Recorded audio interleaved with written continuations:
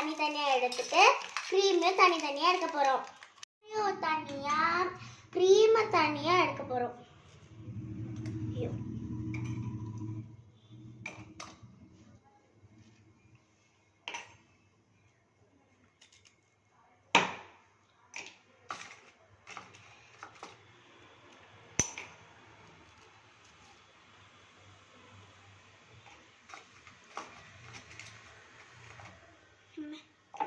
First நம்ம பாலை ஊற்றிக்கலாம்.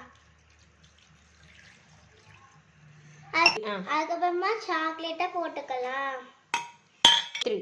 சர்க்கரை 2 ஸ்பூன் போட்டுக்கலாம். இப்போ மிக்ஸி ஜாரில் போட்டு அரைச்சிக்கலாம். இப்போ நம்ம அடிச்சிட்டோம். இப்போ கிளாஸில் ஊற்றிக்கலாம். இதுலேருந்து இது கப்புக்கு மாற்றிக்கலாம்.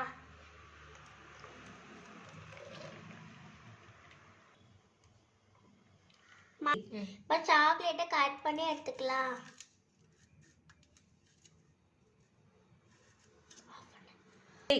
இப்போ நம்ம சாக்லேட்டை மேலே போட்டுக்கலாம். இப்போ ஓரியோ மில்க்ஷேக் ரெடி. இதே மாதிரி உங்கள் வீட்டில் ட்ரை பண்ணி பாருங்கள்.